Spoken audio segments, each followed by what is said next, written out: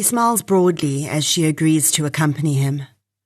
It's easier than he thought to convince them that he's on their side, that he's safe, and has their best interests at heart. Perhaps he'll let this one live, he thinks, as they start the journey to what she believes is a wonderful new life.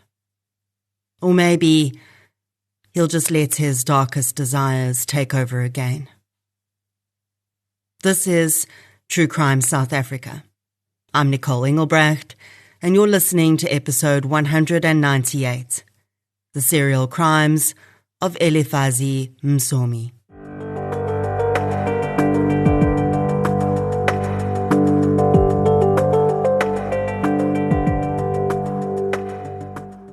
This episode is sponsored by the brand new release movie, Not Without Hope.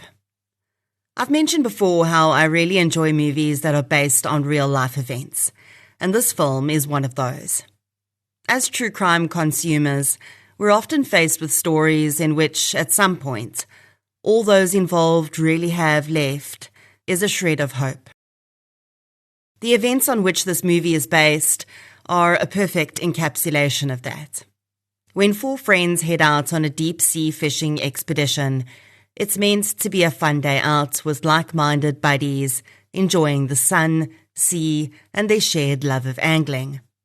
But when an unexpected storm hits, the young men's lives are quite literally turned upside down as their boat capsizes. Now, the group must fight 14-foot waves, freezing water, dehydration, and perhaps the deadliest of all, quickly fading hope that they will be rescued in time. Starring Zachary Levi, Josh Duhamel, and Jo Beth Williams, and directed by Joe Carnahan, Not Without Hope released in cinemas last week Friday, and if you haven't watched it yet, I'm not quite sure what you're waiting for. If you'd like to support the podcast and grab some True Crime South Africa branded merch, listen up. TCSA has partnered up with the SA Criminologist platform, and if you head over to their website now, you can stock up on a wide range of true crime-themed merch, including tumblers, stickers, pens, mugs, and so much more. And if you use the code TCSA at checkout, you'll get a site-wide discount of 10%. Check out the full range of true crime-themed merch at sacriminologist.co.za. and support TCSA while grabbing some truly cool goodies for you or your partner in crime. Shout-outs to this week's Patreon and PayPal superstars. A huge thank you goes out to Hayley Barrett, Alison Buerta, Danette Whelan, Janeka Botma, Lauren Thompson, and Helene Botma for your support on Patreon. Thank you so much, everyone. Your support really does make a huge difference. You know that occasionally I like to take a dive into some vintage true crime. The older stuff is often really interesting, and as I've said before, has this habit of showing us how much has changed and how much has stayed the same. Today's case is actually one of the most requested vintage crime cases, along with Daisy Tamelka, and I think it's because this offender was firstly pretty terrifying. He was also one of our very first experiences of a serial killer, before we even had a term for it. And also because there was a bit of a paranormal link to the case, which made it the stuff of whispered ghost stories throughout history. In researching this case, I used a chapter from Dr. Mickey Pistorius's book, Strangers on the Street, some information from Dr. Gerard Labuskaghni's podcast, Profiler Africa, general information about traditional African beliefs which feature in the case from the book The Devil Made Me Do It by Nikki Falkhoff, and one or two media articles published over the years. So, let's get into episode 198, The Serial Crimes of Elifasi Msomi. The following episode may contain sensitive material including descriptions of violence, sexual assault, or graphic descriptions of injuries to victims. If you feel you may be triggered by such material, please consider this before accessing our content. To access trauma counseling or services, please see the helpline information on our show notes. Before I dive into the specifics of the case, I want to say that if you're one of those listeners who likes to Google the case while you listen, I would not recommend that until you've finished this episode. There is very little available on the internet in terms of articles or blogs related to this case that are actually accurate. The only two publicly available sources that are verifiable and accurate are by Dr. Mickey Pistorius and Dr. Gerard Labuschagne, because they based their coverage on the actual case documents from the Investigative Psychology Unit's archives. Even the Wikipedia page on this case is based on this really weird article published in the British press at the time of the crimes, which, while probably just indicative of the time in which it was published, is inaccurate, very oddly angled, and frankly, completely racist. I found so many South African true crime cases to be incorrectly captured on Wikipedia, in fact, that I've actually started working toward becoming an official Wikipedia writer so that I can fix the stuff. That's how much it bothers me. Anyway, that's a conversation for another time. Just know that if you Google now, it's not going to be super helpful. Rather, get the facts of the case first, and then if you want to, you can do more digging when you're armed with knowledge. The setting for today's case is one in which its beauty belies the terrible things that would be done there. And I don't just mean by this serial killer. The KwaZulu-Natal Midlands are known for their green rolling hills, fertile land, and the historic sites that dot around the area, which in the 1950s was known as the last bastion of British control in South Africa. Today, the Midlands are very popular as a tourist destination, but it's also an important agricultural area. In the early 1950s, when Elifasi Msomi was in his mid-30s and taking over the family business after his father had died, the Midlands were, like the rest of South Africa, in the clutches of apartheid rule. And of course, in addition, for context, it's important for us to think about the technology and transport system side of things. The modern road systems that we know today only really started being constructed in the 1950s, and rural agricultural areas like those we're talking about today were definitely low down on the list for those until the 70s and 80s at least. In terms of technology, there were obviously no cell phones. In fact, at this time, even landlines were the purveyor of the relatively wealthy, and certainly weren't incredibly common in all homes. In terms of investigative tools and knowledge available to the police in South Africa, as I mentioned earlier, the term serial killer wasn't even really coined yet internationally. That would only become mainstream in the 1980s. As we'll discuss later, forensic psychiatry knowledge was also very rudimentary around this time, although they certainly were already starting to consider how the mind might play a role in criminality. Fingerprinting was being used in a form by this time, but there was also very limited knowledge about comparison. And sadly, internationally, there are many people who were wrongly convicted in the early days of fingerprint evidence. Ballistics had started developing and was being used in some cases. The science of forensic pathology was also still relatively rudimentary, with huge amounts of knowledge developing in this arena from the 70s onwards, along with DNA testing and a better understanding of the human anatomy. Of course, DNA wasn't used in South Africa until the 1990s, and nothing was digitized in the 50s either, mostly because there was nothing to digitize it to.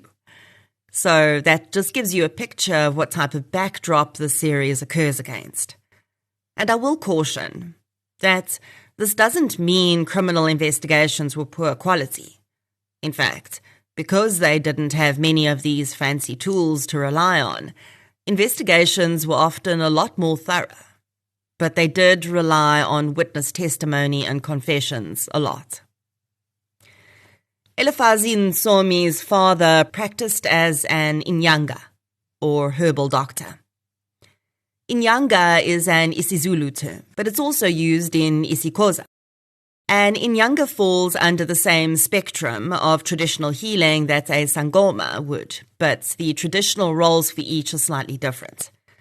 Sangomas focus predominantly on spiritual healing, communicating with ancestors via trance or divination, and acting as mediums, while inyangas focus more on physical ailments and using nature as a pharmacy, often working alongside sangomas, diagnosing, then prescribing natural remedies.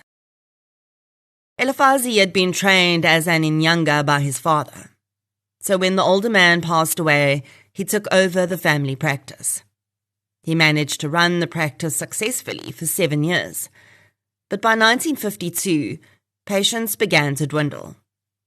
Many of the older, more traditional people in the area who'd been treated by his father for years were passing away, and their children, now adults, had grown up in a different, less traditional era.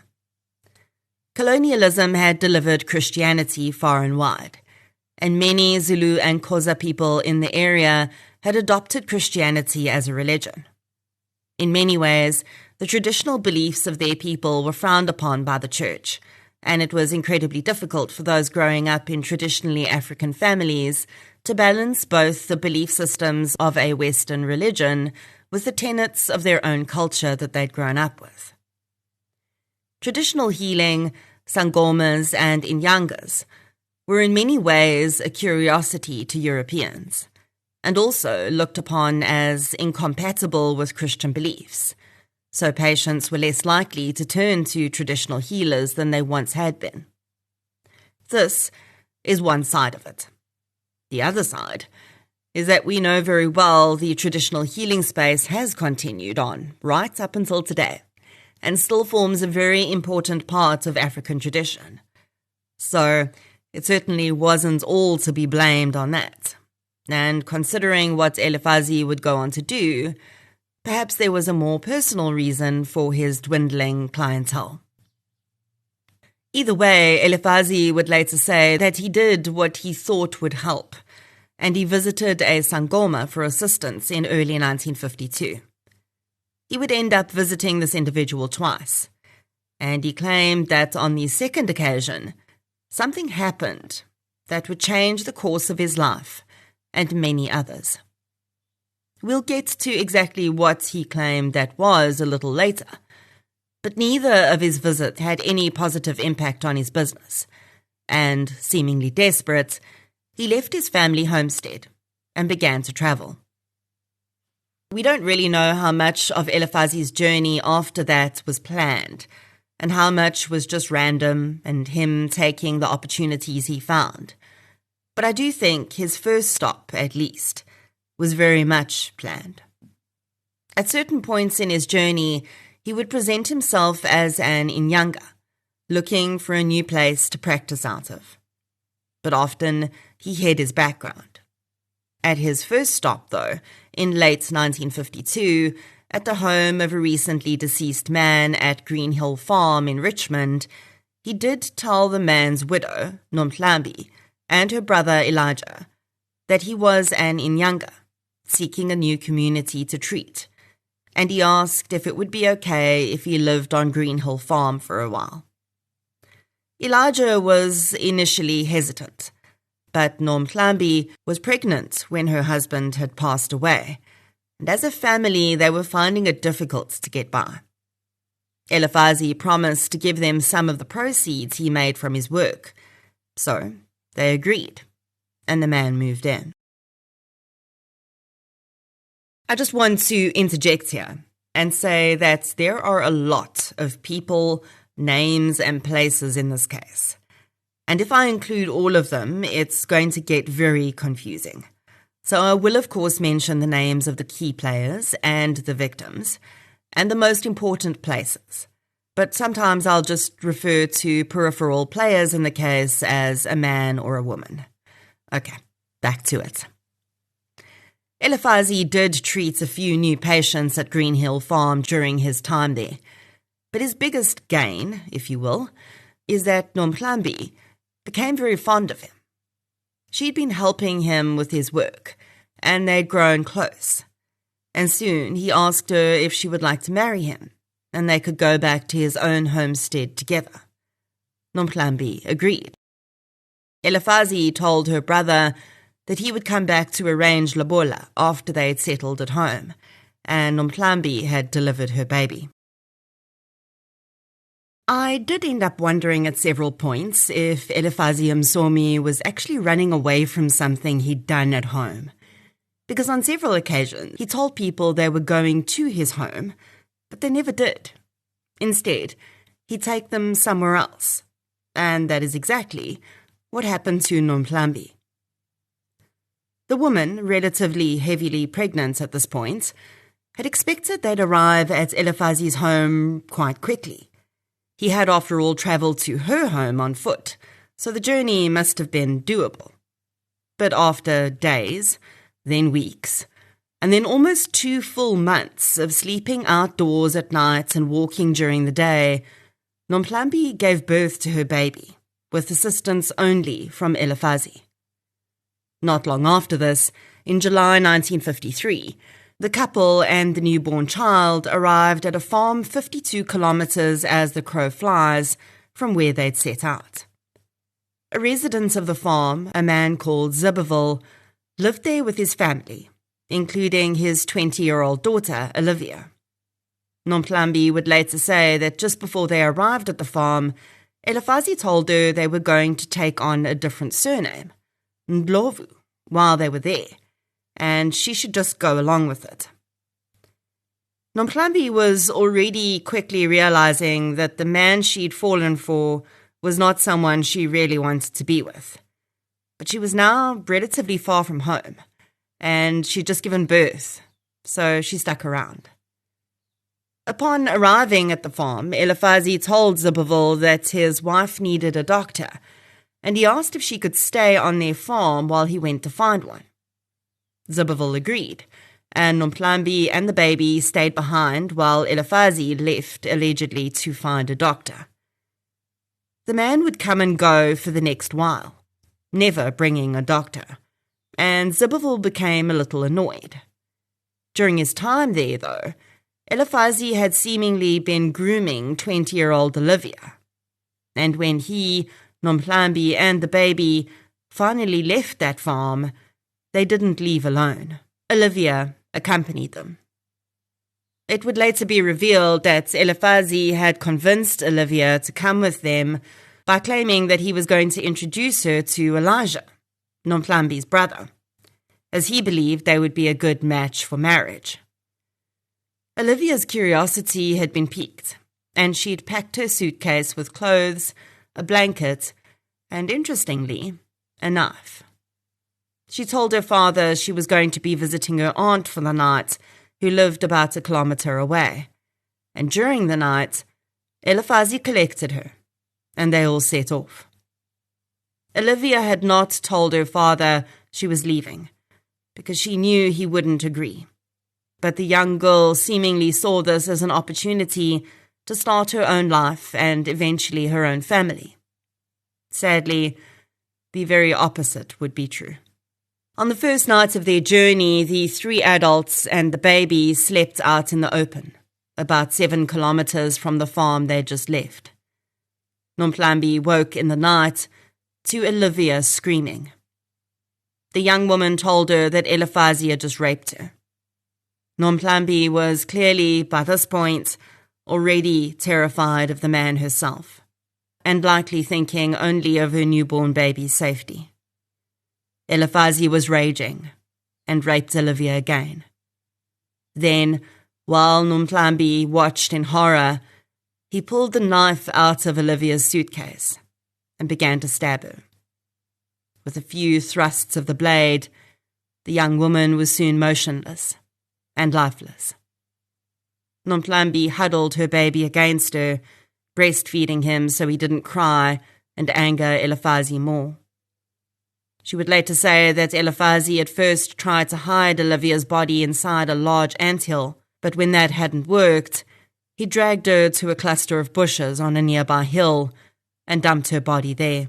Early the next morning, Elifasi ordered Nomhlambi up, and they began to travel again. For the next 2 weeks, the pair didn't have any contact with anyone else.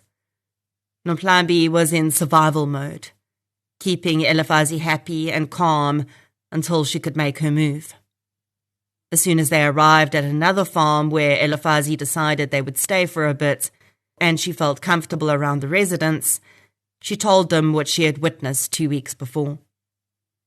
The brave young woman told the story in front of Elifasi, and the man did not deny it.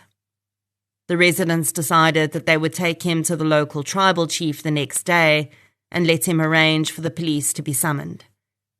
Nomhlambi and her baby were given a safe place to sleep for the night, and Elifasi was housed with a group of other men who committed to keeping an eye on him.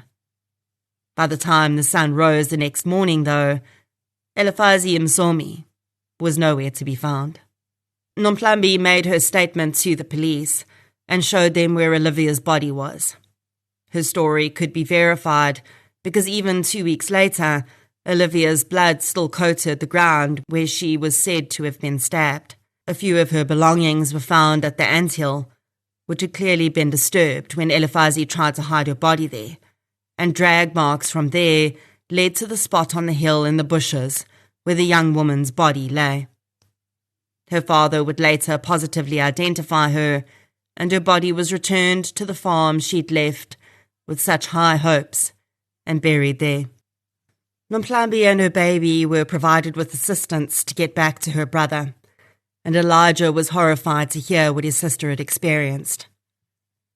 Elifasi knew very well from this point he was essentially on the run, but that didn't stop him from returning to terrorize Nomhlambi and her family on 2 occasions in the next few days. Eventually, the woman told him that if he didn't leave and never come back, she would call the police immediately. He did leave, and thankfully he never returned. But she did still alert the police as soon as she could get a message to them to let them know he was still in the area. The next time Elifasi Msomi appears on the confirmed timeline is in late November of 1953, when one day, quite unannounced, he arrived at the home of his aunt and uncle, Magapa and Ma Mkize Msomi. A neighbour would later say that they'd seen the couple sitting outside their home, chatting with their nephew. The man had been on his way to visit a family member of his own and waved and greeted as he went. When he returned from his visit a day later, he'd stopped at the couple's home and found Elifasi sitting inside with Magapa laying on his bed, covered with a blanket. He knew his neighbour had been unwell, so he asked Elifasi if the man was okay. He said he was, and he was just resting. Ma Mkize was nowhere to be seen. Another day passed before another concerned neighbour popped in to check on Magape's condition. They found the door closed, but not locked, so they knocked and entered. The home was empty, except for what appeared to be a sleeping Magapa on his bed, still covered with his blanket. The neighbour was concerned because the man was very still and tried to wake him. He pulled the blanket back and was horrified to discover multiple sharp force injuries all over the man's body.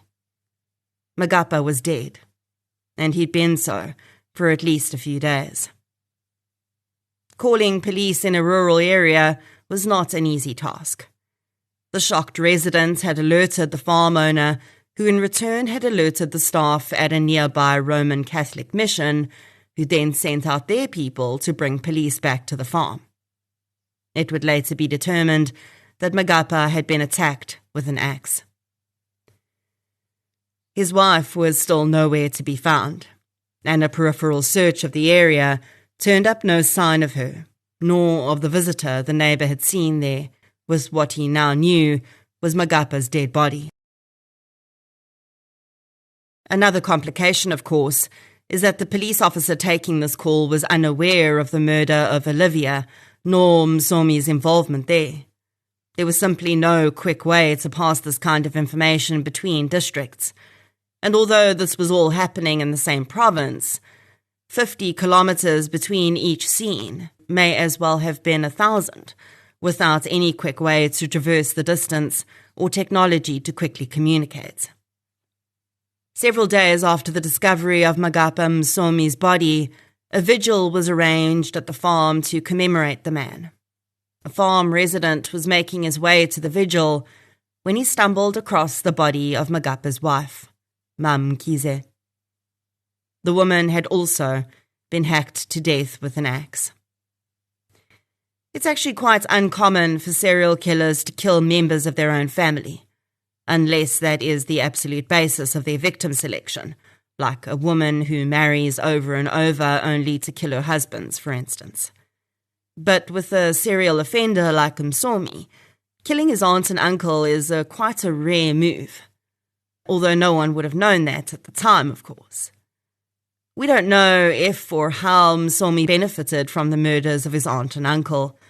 It is possible there was a financial benefit to the murders, although the couple were not wealthy by any means.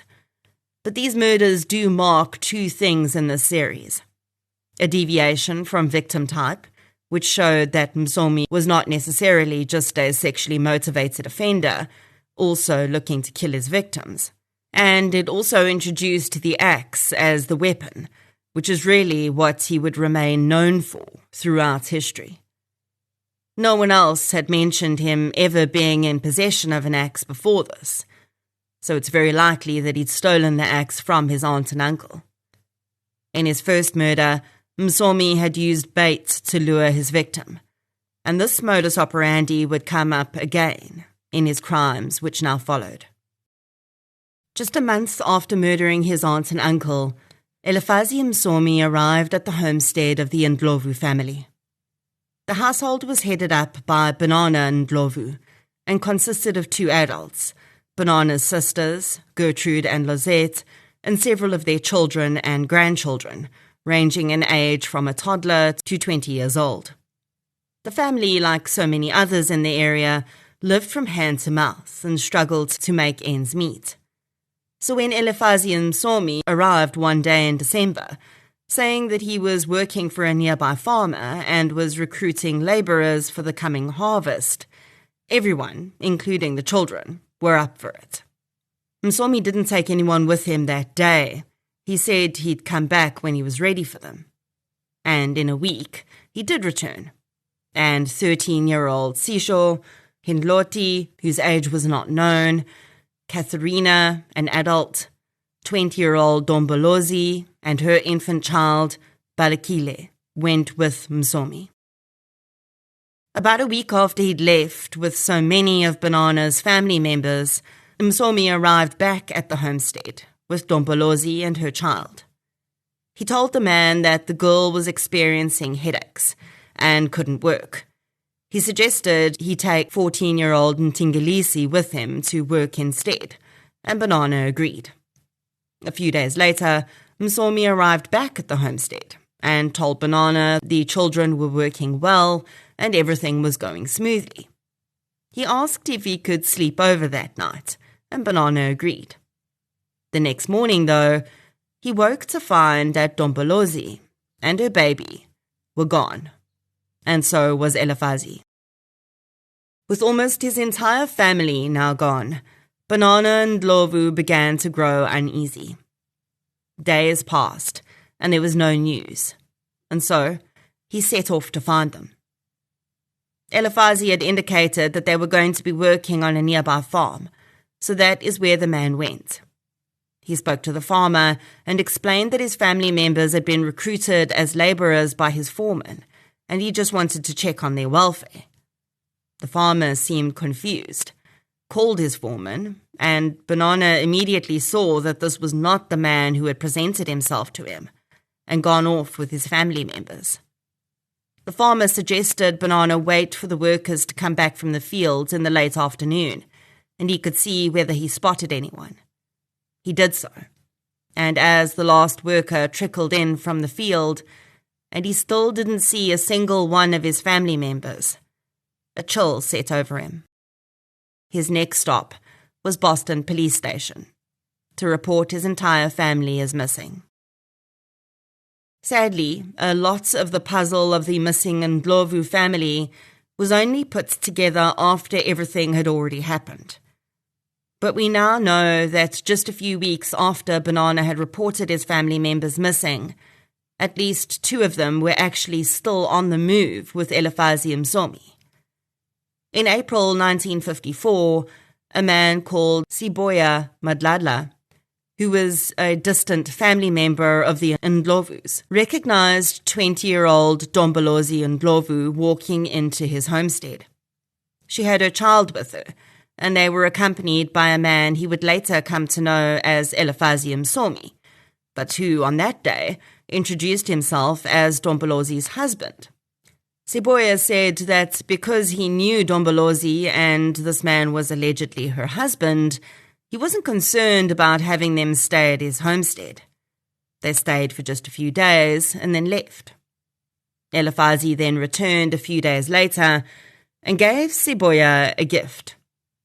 It was the shirt that Dombolozi had been wearing while she was staying there.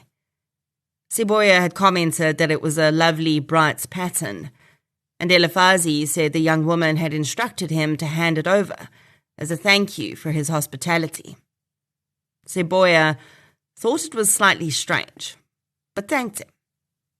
Just as Elifasi was leaving, he turned around and asked Siboya if his teenage daughter, Dano, could accompany him to their camp. He said he'd come into a large haul of potatoes, and he wanted to share them. He'd send Dano back with the bag if she went with him. Siboya agreed, and watched as young Dano walked side by side with Elifasi into the distance. The girl did not return that afternoon with the potatoes. She didn't return the next day either, nor the next. Finally, Siboya realized something was very wrong and reported his daughter's disappearance to the police. His neighbors set out to search, and hours in, Dano's body was found. The young girl had sustained several injuries. Most appeared to have been caused by an axe. Not long after Dano's body was discovered, a police officer was called to a home where a dog had brought home a human leg. The officer followed the dog, which led him to the remains of 2 people, an adult female and a small child. They were soon identified as Dombolozi Ndlovu and her baby, Balekile. Dombolozi had been stripped of her shirt before being struck with an axe until she was dead. Her child had suffered the same fate. The shirt that had been gifted to Siboya had likely been taken off Dombolozi just moments before her death. Then Elifasi had used that shirt to garner favor so he could take yet another victim. A month after these discoveries, Elifasi Msomi walked into another farm. He was still calling himself Ndlovu. There he met 70-year-old Maleza Msomi, who was no relation to him. He told the man that he had a friend who was selling horses for good prices, and if he came with him, he would organize him one. The older man was struggling to get around, and a horse would be very helpful. He told his family he was going off with Elifasi to buy a horse. Maleza never returned home. In July 1954, Banana Ndlovu, having been advised of the recovery of Dombolozi and Balakile's bodies, had dwindling hope for the safe recovery of the rest of his family. And that fear was confirmed when 3 skulls were uncovered on the very fringes of the farm the family had lived on. The remains were identified as Kintloti, 13-year-old Sisho, and the adult family member, Katharina Ndlovu. All 3 had been killed with an axe. Between August and September 1954, Elifasi Msomi walked into the homestead of Zayo Ngobo. He introduced himself by a new pseudonym and had 2 horses with him at the time. He positioned himself as a wealthy man who lived in Richmond and wanted to marry Zayo's daughter. The man's daughter, Ntombeni, said she might be interested in being courted by the man. Elifasi said he would return with a lobola payment within a week. He did return within a week, but not with payment. Instead, her sister would later say, as Ntombeni and her sister were cutting grass in the fields, Elifasi had ridden up on the horse, lifted the young woman onto the animal's back, and left with her. For the next few weeks, Elifasi and Ntombeni travelled together. At first they were on horseback, but one night their horse ran away, and they spent the rest of their travels on foot. In September 1954, the pair arrived at the homestead of Willem Roy. There, Elifasi once again used the ruse of needing to find medical help for his wife and used a new name to introduce himself. Roy allowed Ntombeni to stay while Elifasi went off, allegedly, to find a doctor. A few days later, he returned without a doctor, and he and Ntombeni left. As had become a pattern for him, although there's no way Roy could have known this, after establishing this initial rapport, Elifasi once again returned a few days later, saying he'd come into a large haul of potatoes, and he wanted to share it with Roy and his family. He asked if Roy's wife, Grace, could come with him, and he'd send her back with a bag of potatoes. Roy asked where Ntombeni was. Elifasi said she was waiting back at the camp with the potatoes. Roy thought about it for a while, and then said he wasn't comfortable letting Grace go with Elifasi if Ntombeni wasn't there. So he could go fetch her and then come back for Grace. Elifasi tried for a while to convince him, and then left in a huff. Willem Roy would only find out much later that he'd saved his wife's life that day. On the 11th of September 1954, police were called out to the farm when Ntombeni had lived with her family before she was essentially abducted by Elifasi. There, on the very border of the land, human remains had been discovered, partially hidden in a hole in the ground. The body was identified as Ntombeni Ngobo. The girl's grieving father wondered whether Ntombeni had asked to be returned to her family, and perhaps Elifasi had pretended to agree, but then killed the girl before she could see her family again. October 1954 was a busy month for Elifasi, but it was also a month in which, although he did attempt crimes, his victims managed to escape death. This included a sangoma and her assistant, who he lured by claiming his wife needed medical assistance, only to attack both women while they were travelling to the non-existent patient. They were able to escape and run for help, but Elifasi disappeared. Another woman was lured from her home by the man in this month too. Elifasi raped her repeatedly, and she too was able to escape. Sadly, the man's following victims would not be able to escape with their lives. And in December 1954, Elifasi was about to replicate the enormous damage he had done to the Ndlovu family with another. Near the end of the year, he arrived at the homestead of the Molo family. After a period of his usual grooming behaviour, Elifasi convinced them that he had a job opportunity for their 15-year-old son, Punu. He left with the boy and returned 3 days later without him. He told the family Punu was working on a nearby farm and had accommodation and food supplied to him there. Next, he targeted one of the women, Makaki. She'd fallen ill while Elifasi was away, and he'd offered to take her to his friend, who was a doctor. He returned days later, saying Makaki had been kept at the doctor's home to recover and she'd be back in a week. Finally, he told another of the female family members, Manchuchwini, that the farmer who had hired Punu would not hand over his wages to the boy, and he wanted an adult family member to receive the money instead. Manchuchwini accompanied Elifasi. Elifasi did not return to the Molo farm, and none of the 3 family members who had left with him did either. So the remaining family members alerted police. In January 1955, the bodies of Makaki and Manchuchwini Molo were found in the same location, not far from their home. It was likely that Elifasi had taken Manchuchwini and showed her Makaki's body before killing her there too. The following month, 15-year-old Punu's body was found in a different location. All 3 appeared to have been killed with an axe. As Elifasi Msomi's trail of destruction had grown, police had in the background launched a pretty enormous search for the Times. 120 police officers had been called in to hunt for the killer.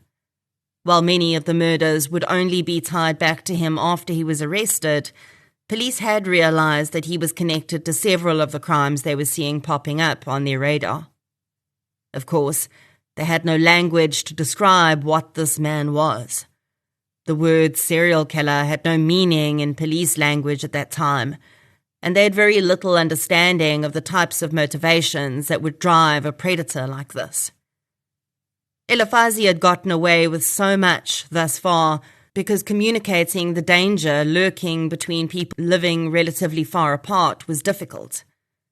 But with the danger of the man clear, police had assigned specific officers to do nothing else but travel between homesteads and farms and warn residents of the man who went by many names and had many stories to lure his victims.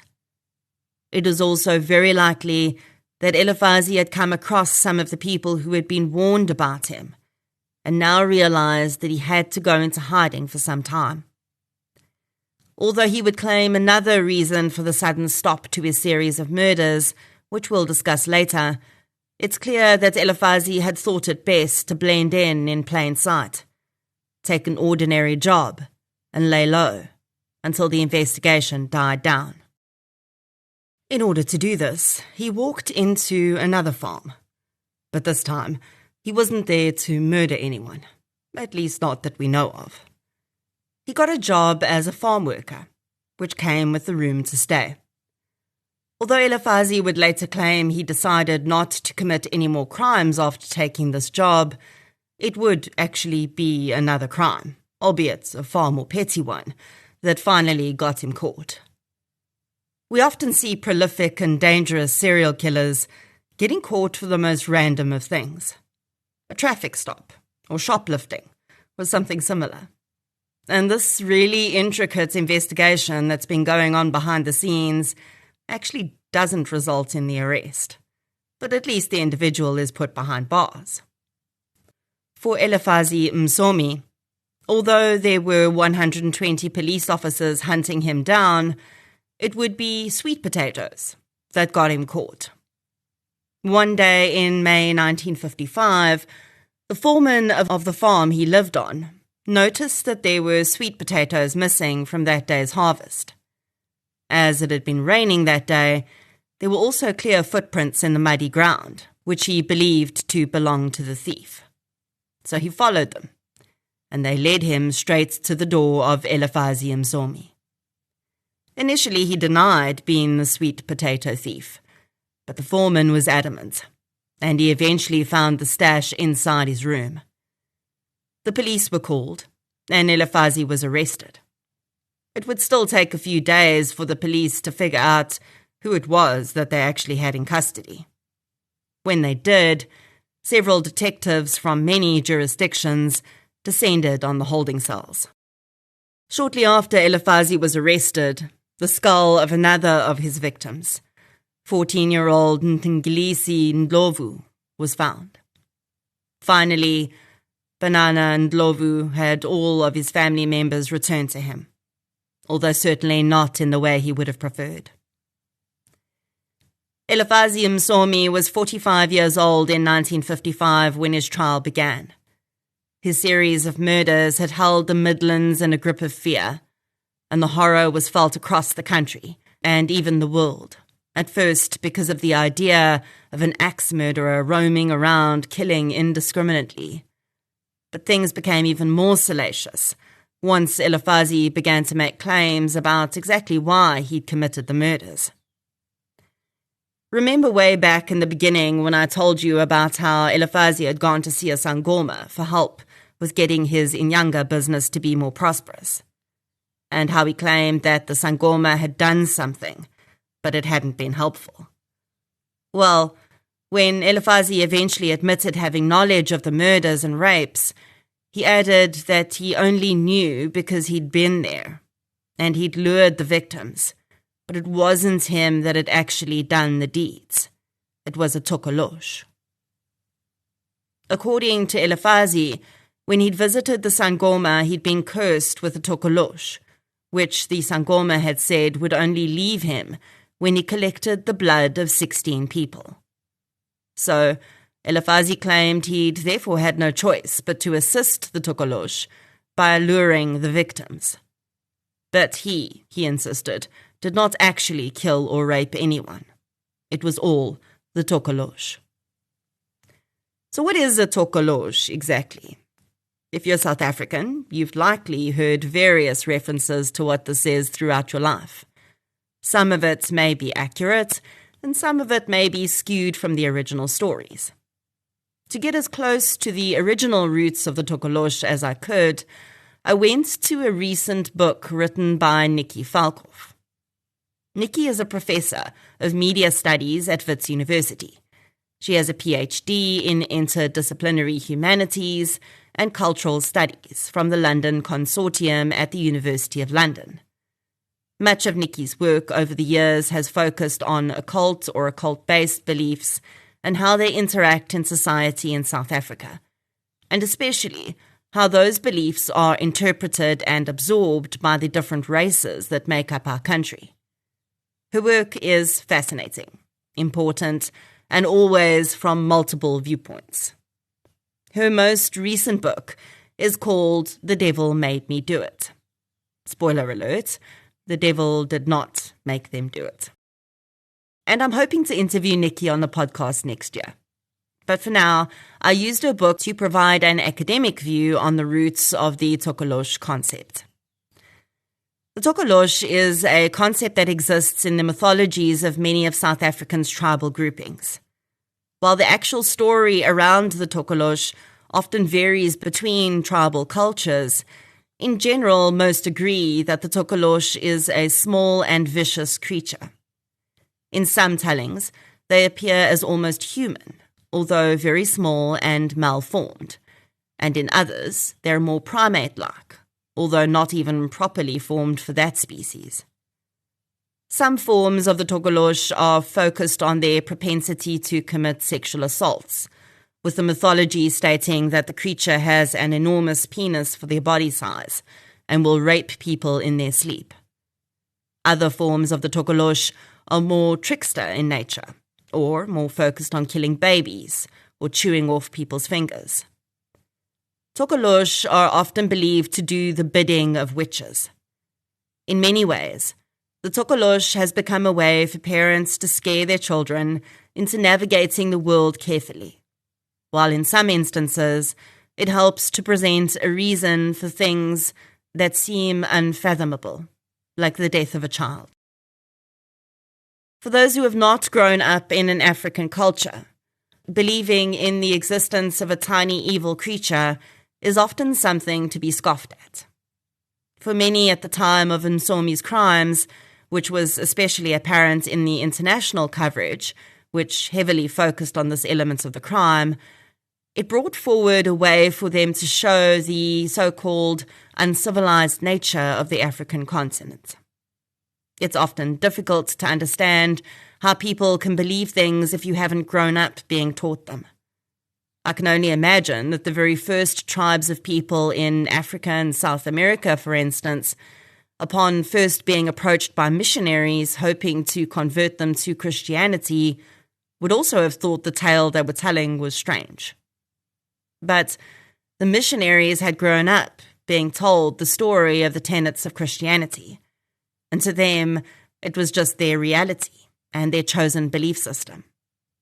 So hopefully that example can help you to understand how deeply the tales we're told from birth, and which are reinforced by those around us, can become just a normal part of day-to-day life quite easily, while simultaneously being very odd to those who haven't had that lived experience. There's actually a very important legal case in South African history that involves the Tokolosh, which Nikki Falkhoff discusses in her book, and brings to the fore this idea of each of our realities being patently different. The case involves the 1933 death of a 9-year-old child in the Eastern Cape. The man on trial, Dumi Mbombela, had accidentally killed his 9-year-old nephew after being informed by some of the other children that they had seen a Tokolosh in one of the huts. Mbombela had grown up in a rural and very traditional isiXhosa community, in which mythologies like the Tokolosh were part of daily life. It was a very real fear for him and his people. So when the children were absolutely convinced that they had seen a Tokolosh in the hut, Mbombela had armed himself with an axe and gone in, determined to kill the creature and ensure that his family was protected from its evil. Part of the isiXhosa interpretation of the Tokolosh is that you must never make eye contact with the creature, or it will attach itself to you. Mbombela had pushed open the hut door, and in the darkness, seen just the shadow and shape of a skinny, short creature, and swung out at it with the axe in fear. Mbombela was devastated when he realized that it had actually been his nephew behind the door. Initially, when brought to trial, Mbombela was found guilty of murder and sentenced to death, because based on the idea of the reasonable man, the judge found that the reasonable man would not have believed in the Tokolosh, and therefore neither should Mbombela be able to use that as a defense. This determination was appealed against, though. And in that appeal, the court determined that one could not take the concept of a reasonable man that had been created by a predominantly European set of laws at the time and apply them to a country and a person who had completely different lived experiences.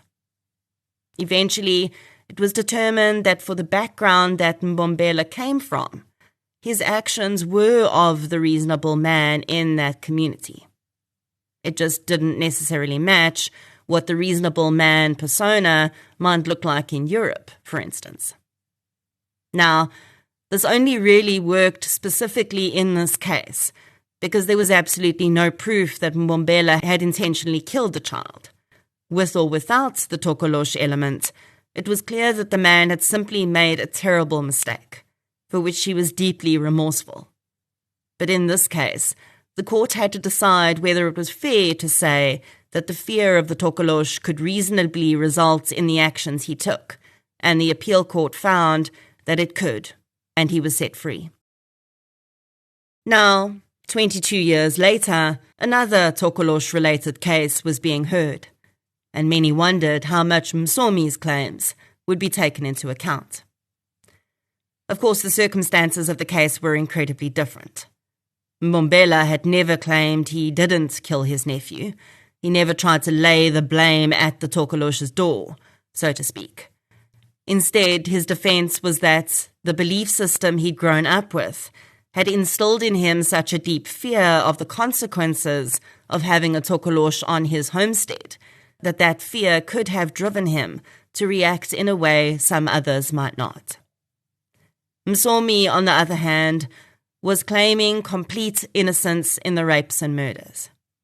He said all he did was continue to lure victims for the Tokolosh, and he had stopped when 16 lives had been taken because he knew he'd broken the curse. already at this point in history, of course, those in the judicial system were aware that mental health concerns could contribute to committing crimes, and it was important to ascertain whether a person could actually be held responsible for the crime. Interestingly, though, in 1955, the assessment of this was not done before the trial started. Instead, the experts would sit in throughout the trial and assess all the evidence to make a determination. Now, this is perhaps not the worst idea, to be honest, because often the veracity of mental health claims can either be borne out or refuted by the evidence. An episode of psychosis, for instance, can be refuted by issues like a long period of time around the crime or very specific planning or cover-up. On the downside, if the person is found to be not criminally responsible, you've just put everyone through the time, expense, and trauma of a trial. We definitely could not do this today, because we just have far too many cases on the go at once. I think we're also much better at identifying actual mental health conditions that would contribute to a crime today than we were in the 1950s. This is also shown by the fact that Elifasi's trial started less than 2 months after he was arrested. The two people sitting in on the trial to determine Elifasi's mental competence was a GP who had 10 years' experience in treating people with mental health conditions and a psychiatrist with 30 years' experience. Tokolosh claims aside, this was a very complicated case for the times. This was long before our big spike of serial killers in the 90s, and most courts and police officers were not used to dealing with so many victims in so many places at different times, killed by the same person.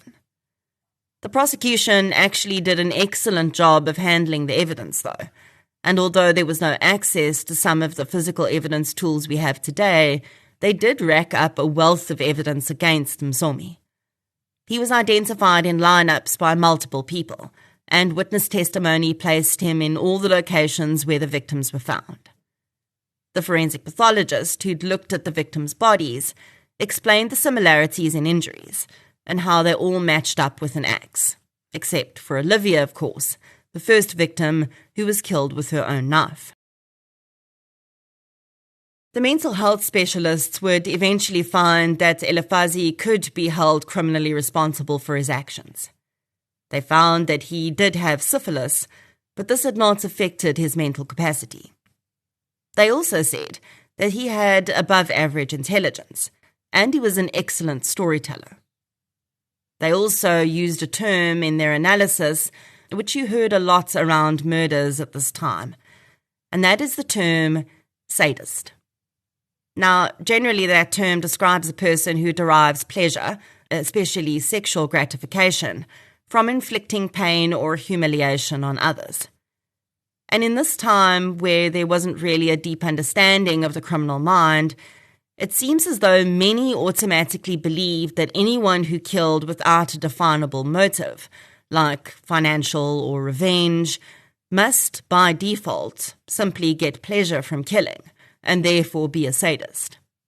I almost feel as though this word was used in such a way at that time that it lost its true meaning. A bit like the way we use the term narcissist now, or how the word psycho has been used for quite some time as a catch-all phrase when someone acts in a way we can't understand. For me, it's difficult to say that someone like Elifasi Msomi is a sadist in the true definition of the word. He killed truly indiscriminately. He showed no mercy, even for children, and his crimes often involved a sexual element. And I suspect if he were put through a mental health assessment today, there would be a good number of flags on an antisocial personality diagnosis. While some of his crimes seem to have no motive, the vast majority seem to have a sexual motive. And we know that sex crimes are not about pleasure, but about control and power. As Dr. Labuskakny pointed out in his analysis of this case, his crimes were very often quick and brutal. So there's no evidence that he drew out the pain his victims experienced because he was deriving pleasure from that. He did, however, often spend a lot of time with his female victims, and maybe he did enjoy that element of knowing what he was going to do and them having no idea. Elifasi's defense attempted to use this classification as a sadist to their advantage, though, claiming that it was a mental health defect, which meant he was not in control of his actions. This was, of course, not true in any way. Sadism is an element of what we might today call a personality disorder, or, if sexual in nature, a paraphilia, neither of which are considered a mental health defense in a legal sense. This claim was also in complete conflict with what Elifasi himself was saying, which was that he actually didn't do anything himself, sadist or not. It was the tokolosh. His defense lawyer explained, though, that this very contradiction was proof of Elifasi's ill mental health, because he was attributing his sadism to an external entity that didn't exist, i.e. a tokolosh. It was an interesting argument, to be sure, and it's actually something we see in a lot of killers, serial or not, who attempt to include an occult influence in their crimes. At some point in their journey to full disclosure, it's easier to convince themselves that their offending was caused by an external force that no one else understood. In his judgment, though, the judge said that Elifasi had only started offending 8 months after he claims he was cursed with the tokolosh. And surely, if this had truly been his predicament, he would have started to appease the entity as quickly as possible. The judge also pointed out how much planning, manipulation, deception, and cover-up was involved in the crime. Elements that he said could not be attributed to a being that was essentially set out only on destruction and bloodshed and had no need to cover up its crimes. He said it was clear that Elifasi did not stop killing just because he had reached the 16 victim count. Instead, his lying low had happened exactly when the police began to go from home to home in the area, warning residents about him. Elifasi Msomi was found guilty of 15 counts of murder in September 1955 and sentenced to death by hanging. Now you, like me, may have noticed the discrepancy here. Msomi is talking about 16 victims, and I have only listed 15 victims, and he was found guilty of 15 murders. So, was he saying that there was a 16th victim we don't know about? Or did police just not include a victim in the trial record because they could not absolutely prove he committed the crime? The answer, I have no idea. I found no explanation for this discrepancy anywhere. After his sentencing, Elifasi complained that he should have been given the opportunity to be heard in front of a council of those who were closer to him in culture and would understand the situation he'd been in. And honestly, that's not entirely unfair. But as was proven in Rex versus Mbombela, while the reasonable man assertion must be fairly applied, there is also a point at which this assertion ends. And that point is the purposeful and brutal slaying of 15 people over a long period of time with plenty of opportunity to seek other options to solve the problem. And the other side of this is that there were plenty of people who were raised in exactly the same cultural norms as Elifasi Msomi, the victims' families. And not a single one of them thought of him as anything other than a cold-blooded murderer. None of those grieving loved ones, despite also having grown up with tales of and fear around the tokolosh, could ever fathom ending the lives of 15 people, including small children, just to rid yourself of a curse, without ever trying any other way to resolve the issue. The families of these victims knew very well that Elifasi Msomi was not acting under coercion of any supernatural force, because they too had been victims of his very skilled deception and manipulation. They had witnessed his meticulous planning, and they had to live with the unassigned guilt of having fallen for his grooming. So in a way, if Elifasi Msomi had wanted to be judged by a jury of his peers, he already had been. He'd been assessed by those who had a front row seat to his horror show, and not a single one of them believed he had committed those crimes for any other reason than because he wanted to, and he could. On the 10th of February 1956, Elifasi Msomi was executed. The memory of his heinous crimes, though, did not die with him. In fact, they morphed. And of course, much of the focus remained on the Tokolosh element. But for the most part, in whispered tales passed down between families and generations, Elifasi Msomi became a warning and a symbol of what absolute cold-bloodedness looked like. In 2018, 62 years after Msomi was executed, a journalist called Sithembiso Msomi wrote an article. And no, he's not related to that Msomi. But, as he says, he does get asked that question all the time. And if people don't ask, their face does this weird little thing when they hear his surname. That really says it all anyway.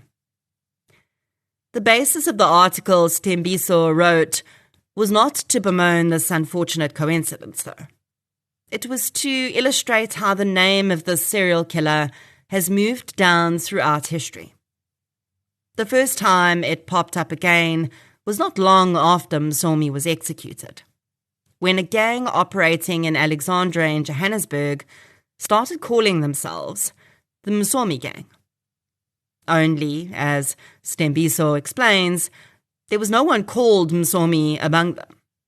Rather, the name was used to instill fear in their victims and their rival gangs.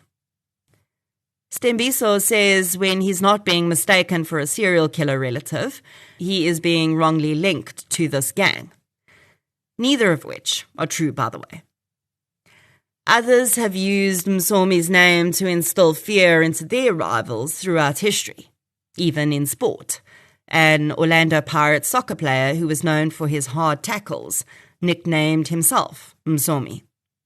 Boxing champ Joe Nkidi nicknamed himself the Axe Killer. I really feel for Sithembiso, to be honest. It got so bad that some poorly researched blog even lifted his photograph from a newspaper and attached it to an article they wrote about Elifasi. I'm not sure how they didn't look at the quality of that photo and realize it could not have been taken in the 1950s. But anyway. I've also seen other sources on the internet with what they claim are pictures of Msomi, but that don't look right to me. And after reading this article, I realized they're actually photos of Sithembiso. And this is why I said in the beginning of this episode, Googlers beware. There is one picture that floats around. It seems to be accurate, but I can't verify that for sure. So I won't be sharing it and adding to the possible online chaos. It's not completely out of the bounds of believability that Elifasi Msomi's name was the one that continued throughout history, used to strike fear into the hearts of victims and rivals alike. A thing which has become a moment of shame for a man who has absolutely no link to the original name carrier, besides having the same surname. That's kind of what this podcast is built on, right? The idea that we always remember the offender's name and hardly ever the victims. Well, the next few seconds might not be able to rewrite the history of this case, nor all the damage that was done to the generations of multiple families through the horrific losses they suffered because of this man. But at least, for today, we can say their names instead of his. Olivia Kambula, Magapa and Ma Mkisa Msomi, Sisho Ndlovu, Dombolozi Ndlovu, Balikile Ndlovu, Hindloti Ndlovu, Ntinglisi Ndlovu, Katharina Ndlovu, Dano Madlala, Maleza Msomi, Ntombeni Ngobo, Manchuchwini Molo, Punu Molo, and Magaki Molo. Rest gently.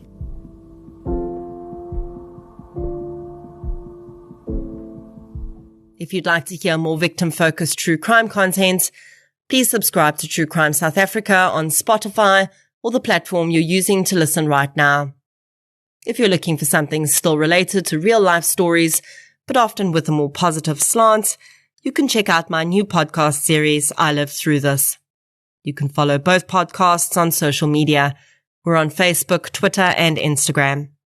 I'll be back next week with another episode. Until then, thank you for your support, and I'll chat to you soon.